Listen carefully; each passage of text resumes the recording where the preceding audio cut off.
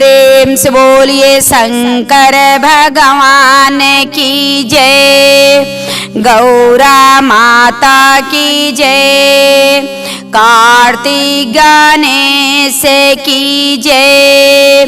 तो देखिए गुरु भाई ना आप लोग के बीच बहुत सुंदर शिव चर्चा की कथा सुनाओ तनी। हमरी कथा की आप सब शुरू से लास्ट तक सुनी आ सुन के कमेंट बॉक्स में बताई कि हमार कथा सुन के आप सबके कैसन लगल बा, और कमेंट बॉक्स में हर हर महादेव लिखो। देखिए एक गांव रहल, ओ गांव में एगो बूढ़ी माई रहली। एगो बूढ़ी माई रहली, उनके को बाल बच्चे ना रहने, एक को उनके संतान ना रहने। लेकिन देखी गुरु बहिना उनके भगवान औलाद ना देहने, तब वो महादेव जी के बड़ी पूजा करत रहली।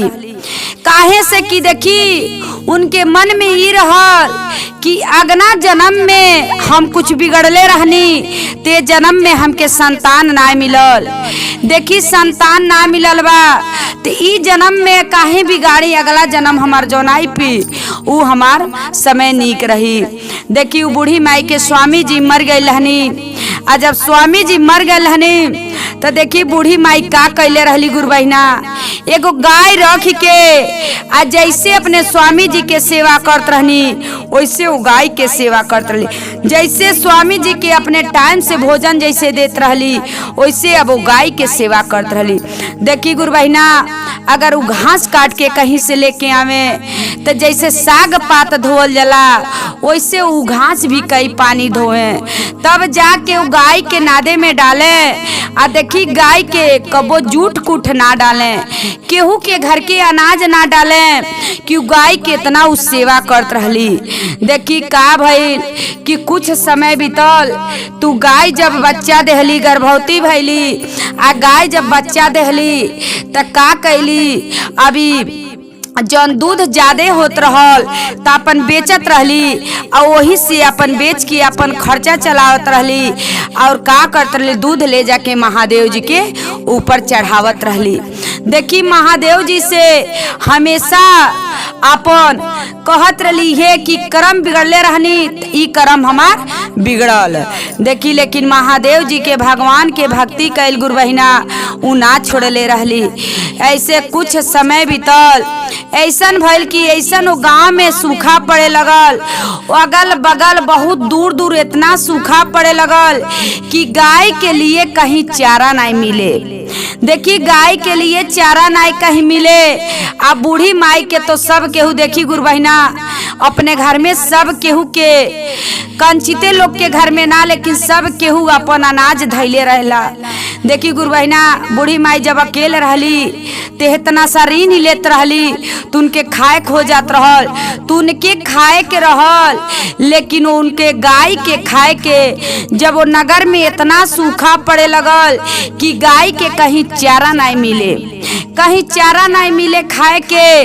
अब बूढ़ी माई इतना सोच में उगाई खरतीन रहली कि हमार गाय जब कहीं से चारा नहीं पाइए, कहीं से हरियरी ना पाइए, जब कुछ पाइए ना ती कैसे तैयार हुई हैं, इनके शरीर में का जान रही, आ जब ई मर जाइए तो हम कैसे रहब। देखी महादेव जी के लगे जात तली बूढ़ी माई, तब बूढ़ी माई महादेव जी से यह कहत तली कि हे महादेव जी काहे नगर में इतना सूखा आप डारत तनी कि जौन हमारी गाय वाली तब बताई हमन के तो तोर तरकारी सब्जी बाटे खा लेनी के कुछ से खा लेनी, लेकिन गैया कैसे खाई। जब कहल जला बाल बच्चा भी ना आप देहनी, स्वामी जी रहनी ओहू के उन्हू के ले लेहनी, एगो गाय के पोसनी तोहू के खाए पिए वाला आप मारी ले बानी। बताई हम कवन कर्म बिगड़ले रहनी कि आज हमके इतना समय हमके जन्म में इतना हमके दुख देतनी। आखिर में गाय के पोसल तेगो पुण्य के काम होला, जब गौ माता है तो उनके पोसल काहे इनकर आप पेट काटतनी, हमसे आप आज बता दी। देखिए अब महादेव जी से लगली वही जा उनके शिवलिंग लगली उनसे एकदम कहली हमके बता दी हमरे गाय के कहीं मिलत ना बा कुछू। देखी कह के वही जा फुट के रोली आ रो के अली। फेन कहली अब ले चलतनी। गाय के खोलली आ ले गईली सिवाने में चरावे के। त कहीं कुछ एगो हरियरी ना रहल, यहाँ तक कि पेड़ पौधा भी झुरा गईल हल, लेकिन गाय जौन सूखा रूखा पत्ता पावे वो खा। देखी अब का करे बूढ़ी माई, चिंता में तो गाय के इतना रोतली कि देखी अब गैया के हम कैसे का खियाई आ का करी। दिने पे दिन इनकर शरीर तक गलत जाता। अरे बाल बच्चा ना रहने तब वो स्वामी जी रहने, उनके साथे अपन समय कटनी। स्वामी जी मर गई न तो गाय रख के, लेकिन गाय के भी अब लगता महादेव जी ले ले। देखी अब का करतली गुरु बहिना। अब बूढ़ी माई अली घरे अपने गाय के बन्हली आ गाय के बांध के आ गईली अपने नहा धो के आ महादेव जी के लगे सवेरे गईली पूजा करे। जब सवेरे पूजा करे जातली तो देखी गुरु बहिना कैसे का कहतली महादेव जी से। कवने करमवा हम बिगड़नी शिव गुरु, कवने करमवा शिव गुरु, कवन करमवा हम बिगड़नी शिव गुरु, कवने करमवा हम बिगड़नी शिव गुरु। नाही देनी गोदिया में एक हुबला कवा रे, एक हुबला कवा, तब न छोड़नी आपके पूजावा ये शिव गुरु, तब न छोड़नी के चरनी आए शिव गुरु। कवने करमवा हम बिगड़नी शिव गुरु, कवने करमवा हम बिगड़नी शिव गुरु। स्वामी जी छोड़ी हमके चली गई ने हो, अरे छोड़ी चली गई ने। नाही आप देखनी कुछ बाल के न देखनी ना स्वामी नाही देखनी। अरे आजू के दिनवा इतना देहले बानी ना, गाइयों के पेटवाया पदार्थ ते तो बानी, अरे दाग ते जो बानी। अरे कुछ ना सुखवाया पदे अनिए शिव गुरु, केतनो जो दुखवा दरनी केता नो विपत्ति आय रे, केता नो विपत्ति आय रे।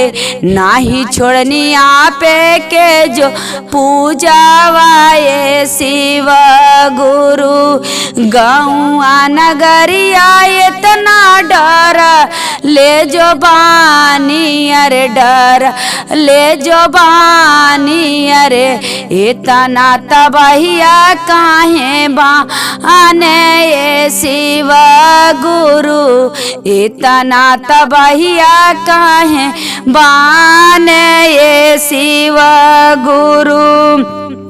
जाई से के सेवा कैले बानी हम गैया के सेवा कैले बानी। अरे इनहू से सथवाया पछो आई में ये शिवा गुरु। देखी कहतली कि इतना सेवा कैले बानी गाय के, तीनहू से हमारा साथ छोड़ा दे तो बताई के बाटे। हम अब जाइम नाई वापिस, जब गाय के आप पेट कटते बानी तो आपे के लगे हम मुड़ी पटक के मर जाई, लेकिन अब हम जामना। देखी काहे से कि गाय के कुछ बेचारी पावत ना रहली, एतसन उनकर आ गई दिन कि गाय के कुछ पावत ना रहली तो गाय दूध देवल बंद कर देले रहली। देखी काहे से कि भूसा उसा ना रखले रहली, बेचारी जाय रखले रहली भूसा उसा, अपन घास काट के इतना उनके खियावत रहली, कोही से उनकर पेट भर जात रहल। देखी गुरु बहिना, जब इतना बात महादेव जी के लगे उजिद ठनले वाली बूढ़ी माई, तो देखी अब गौरा माता का कहतली महादेव जी से आके कि बताई, कहतली महादेव जी से कि सुनी, इतना तो संसार में लोग पूजा करता सब केहू, आई हो जौन हो बाली तीहो ते अपन बचपने से तो पूजा आपके करत आइल वाली, लेकिन इनकर शादी विवाह हो गई, इनकर पति जी भी चल गई ने, बूढ़ हो गईली आपके पूजा करत करत, लेकिन आपके पूजा उछड़ले ना वाली, तो काहे इतना दुख आप देतनी, काहे इतना कष्ट देतनी कि काहे अब बेचारी के तो सुख दे दी, आखिर में का बिगड़ले वाली।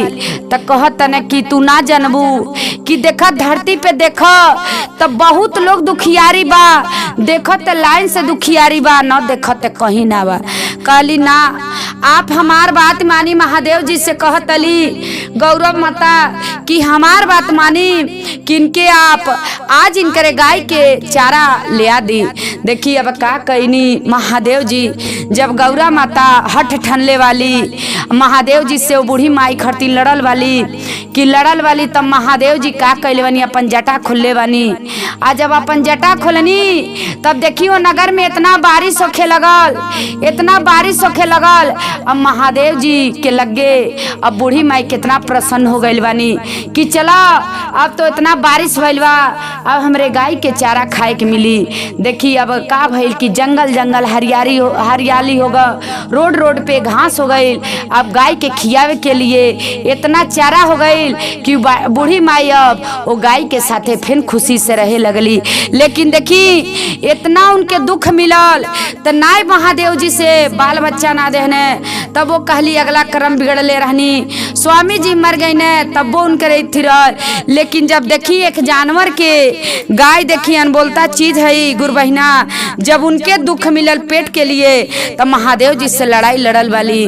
तो देखी जब महादेव जी से लड़ाई लड़ल वाली तब महादेव जी उनके देखी चारा उनके गाय के खाए के लिए को देले बानी।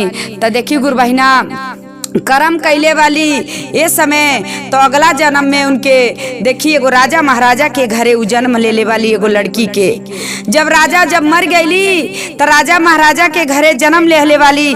तू कितना कर्म अपन बनौले रहली, कितना उ कर्म आवे, अगला कर्म बिगड़ले रहली ती कर्म में बनौली, तो अगला कर्म में उ का भइल, अगला जन्म में राजा महाराजा के घरे उ जन्म लेहली।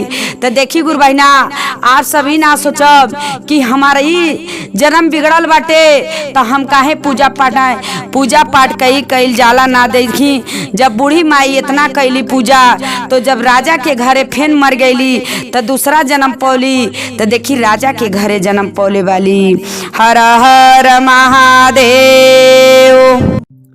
प्रेम से बोलिए शंकर भगवान की जय, गौरा माता की जय, कार्तिक गणेश की जय, हर हर महादेव।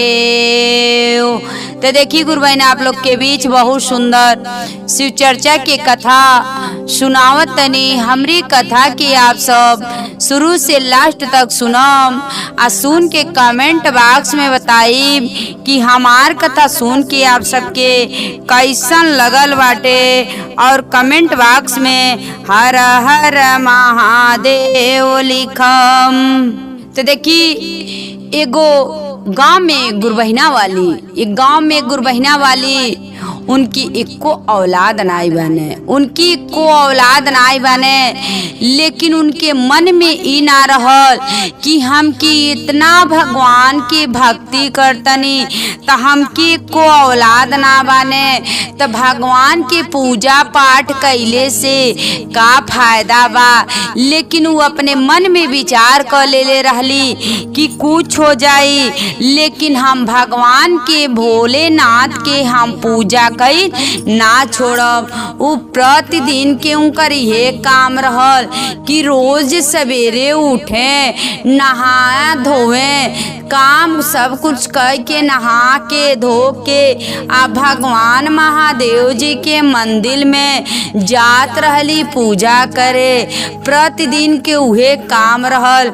कहीं शिव चर्चा होत रहल तो अपने चर्चा में जात रहली। जब भी उनके समय मिले तो अपने घरे भी चर्चा करावत रहली। लेकिन देखी उनके भगवान एको औलाद ना देले रहने। अरे वो पहले जमाना में देखी गुरु बहिना वो बहुत गलती करत रहली कि भगवान उनके इतना औलाद देत रहने, लेकिन जितना औलाद उनके देहने उतना औलाद के वो मार डालत रहली। देखी जब अगला जन्म में अगर गलती कैले रहम गुरु बहिना तो हमके जरूर ये जन्म में हम लेतनी तो ओकर हमके सजा भगवान दी है। ओकर हमके जितना गलती कैले रह उतना दुख हमके डर है। तो देखी गुरु बहिना वो जन्म में ते गुरु बहिना जौन रहली बहुत गलती कैले रहली, लेकिन ये जन्म में भगवान के भक्ति करतली। भगवान के जब भक्ति करतली तिहे कहतली कि हे महादेव जी हम कवन गलती कैले रहनी कि हमके आजुले को औलाद ना देनी। इतना दिन के शादी विवाह हो गई हमके को औलाद ना देले बानी। चाहे हमके एगो बेटी ही चाहे एगो बेटा ही दे दी कि एगो जौन बाझिन के नाम होला वो मिट जा। देखी भोलेनाथ तो सब गुरु बहिना के सब सुनतने। अब देखी गुरु बहिना के सब बात जब महादेव जी सब सुनतनी।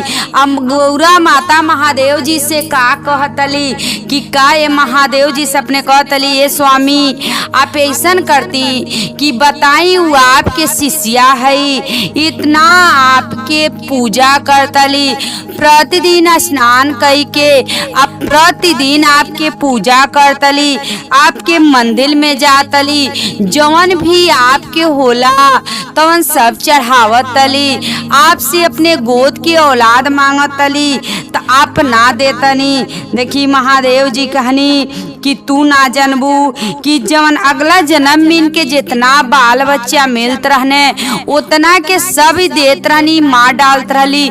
ते जन्म में का करिए बाल बच्चा लेके कि ई रहे दनी संतानी ही बन के ई रहे। कहली अरे महादेव जी अपने महादेव जी से कहली ऐसा न कहीं महादेव जी कि आप हमारे स्वामी हैं, जैसे हमन के बाल बच्चे हमें वैसे सब केहू के बाल बच्चे रहिए। बताएं जिक्री संतान नहीं रहिए ते धरती पे जन्म लेके संतान ना रहिए ते का फायदा कि जीवन के लिए जब तक वो लोग के अंदर प्राण रही तब तक वो लोग तड़पी। देखी गौरा माता आ महादेव जी से कहते महादेव जी कहतनी कि ठीक बा जैसे तू कहतलू वैसे हम कह देतनी, लेकिन हमार भी एगो उपाय बाटे किनके हम कोख से औलाद दे, लेकिन जौन रात में होला तू लड़का बन जइहे आ दिन में होला तू बन जइहे उ शेर। देखी कहने कि जौन रात में होला तू खूब सुंदर के लड़का बन जइहे आ दिन में उ शेर बन जइहे कि ताकि उ तड़पे कि हमरे बेटा से शादी कैसे होई। देखी गुरु बहिना इतना तो बात गौरा माता से महादेव जी कही देनी। आई बेचारी जौन गुरु बहिना वाली तो प्रतिदिन महादेव जी के मंदिर में अपन पूजा करे जातली। अब देखी गौरा माता आ महादेव जी अपने में बातचीत कई के लोग आ ये गुरबहिना के गोद भरनी महादेव जी। ई गुरबहिना गर्भवती भैली। गर्भवती जब भैली तिनके गर्भ से 9वां महीना में देखी एगो शेर पैदा भइल बने। एगो जब शेर पैदा भइल बाने तब देखी अब शेर जब पैदा भइल बाने तभी अब कहतली कि बताओ जवान इतना राक्षसी चीज हवे कि इंसान के ही खालने उहे हमरे कोख से पैदा भइल बाने। अब हम का करी? इते आपन औलाद हवे, हम इनके जंगल में छोड़ दी कि साथ में लेके रही। अब भी हमके गांव वाले सब मार डाली हैं। देखी जब तक शेर छोट रहल तब तक ते उनकर गुरबहिना के पति देव लोग पोसत रहलो, पालत रहलो। देखी जैसे जैसे जब शेर बड़ा भइने तो गांव के लोग ये कहने कि तुहार जौन बेटा कहतलू हमें उ शेर हमें कि गांव में सब केहू केहू काट लिए, ई घर से बाहर ना निकल पावे। इनके तू जौन बाटे अपने घर में इनके बंद कैले रहिया। अगर उ घर से बाहर निकलने तो तोहन लोगन के खैरियत ना हवे। देखी गांव वाले तो सब लोग धमकी दे दे हल। अब शेर के अपने का करे बेटा के प्रतिदिन दरवाजा में बंद कैले रहे आ थोड़ा सा छेद कैले रहे, वही पड़ी खाना खिया दे। काहे से कि कहत रही सोचत रही कि अगर खोल दे अगर चल गई न तो केहू के काट लेने तो जीवन भर के हमके बहुत हमके सजा मिली।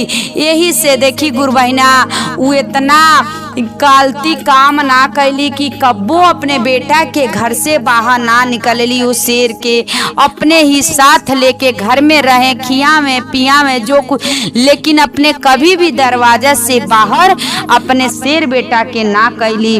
देखी गुरबहिना ऐसे कुछ समय बीतल, कहली अब का कैल जाई।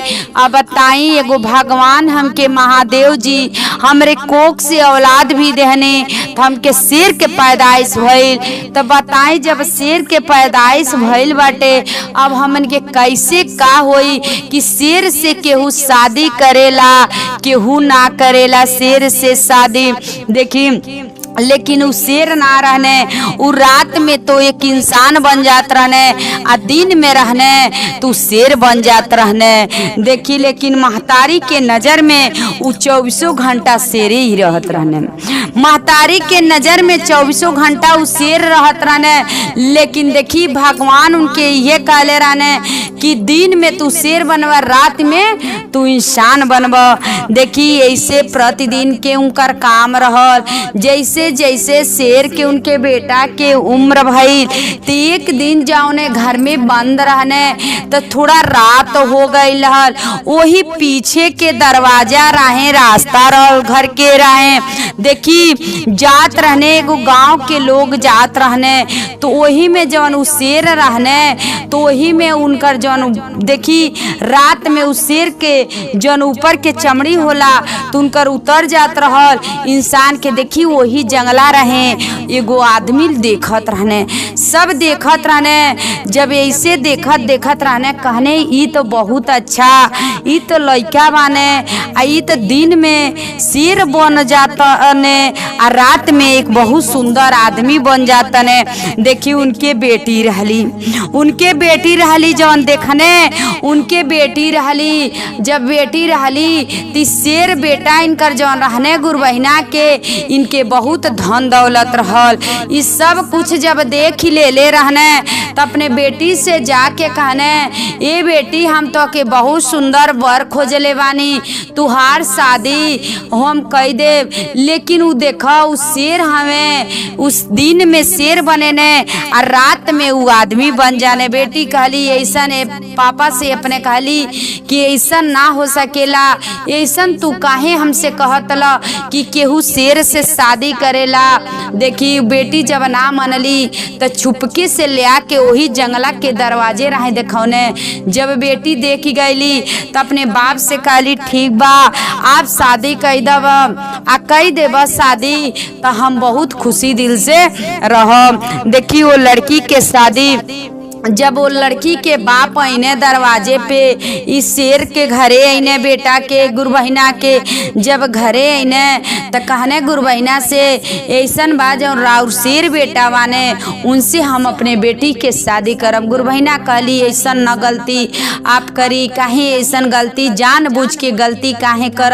हमार जब बेटा शेर हमें तो हमरे शेर बेटा से केहू शादी करी। कहने हाँ हम शादी करब, दुनिया के लोग करी चाहे ना करी, लेकिन हमार बेटी के शादी आपके बेटा से गुरबहिना होई शेर बेटा के। कहत तली गुरबहिना ये ऐसा ना आप कहीं कि ना हमरे बेटा से अब शादी ना करी। कहने कि ना आपके मंजूर बा तो चली हमरे बेटी से पूछ ली। देखी गुरबहिना कहली आप बेटी से पूछली, बेटी कहली हाँ हम आपके बेटा से शादी शेर बेटा से शादी करब कि काहे से उहे हमरे जौन पात्रा होला वही में हमार लिखल बा कि शेर से तोहार शादी होई। देखी कहली गुरबहिना कि देख शादी तक कैल लेकिन शादी हो जाई, शादी के बाद ही न कहियो कि हैसी तू कर लू हैसी कर लू, ओमे हमार दोष ना दिह कि अगर हमार शेर बेटा तोहके काट लेने कुछ कही लेने तो तोहर बाप महतारी तोहर परिवार हमके कुछ कहे ना। देखी अब वो लड़की से गुरबहिना के बेटा से शेर बेटा से शादी तय भई।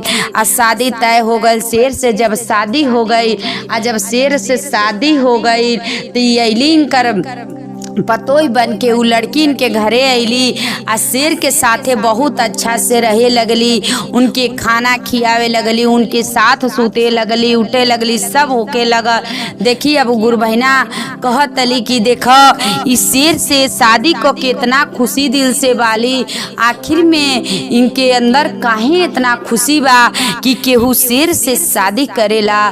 देखी अब का भइल गुरबहिना एक दिन सोचली कि हमार सासू माँ बहुत दुख में बाटी कि हम अपने बेटा खरतीन तड़पतनी तो बेटा किनके देखावल जरूरी बा। एक दिन जब अपने पति के साथे उस शेर के साथे सुतली तो देखी वो रात में इंसान बन जात रहने, दिन में वो शेर बन जात रहने। तो का कैली आ जब इनकर शरीर पे के जब शेर के छाला उतरल ती का कैली सुतल लली, कहली अबे जा तनी रुक जाई पानी लेके आवत तनी। आ जब पानी लेके अली तो का कैली जौन शेर के छाला रह उ का कैली बाहर धो देली।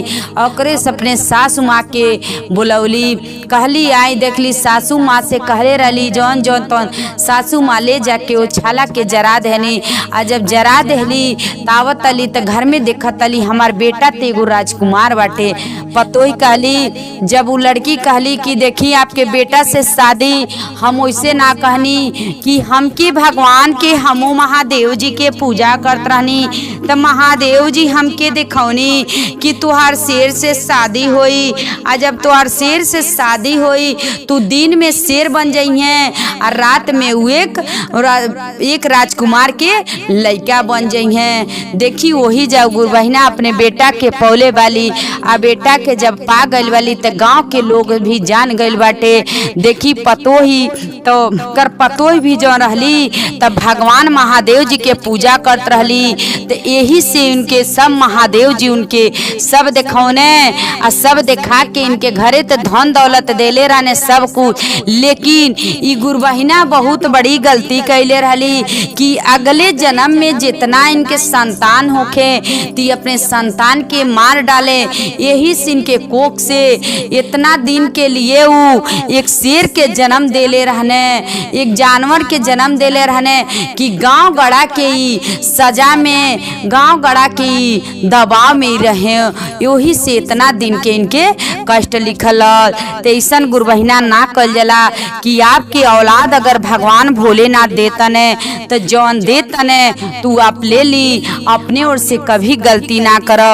अगर आप गलती करतनी तो अगले जन्म में हमके ऊपर सजा भोगे कर रही। तो देखिए गुरबहिना ये गलती कैली तो गुरबहिना के साथे इतना बड़ा अत्याचार गलती भई। लेकिन वो लड़की के पूजा पाठ कैले से इनके शेर बेटा के जीवन के सुधार भई, इनकर जीवन के सुधार भई। नहीं तो गांव के दबाव में बहुत रहली। हर हर महादेव।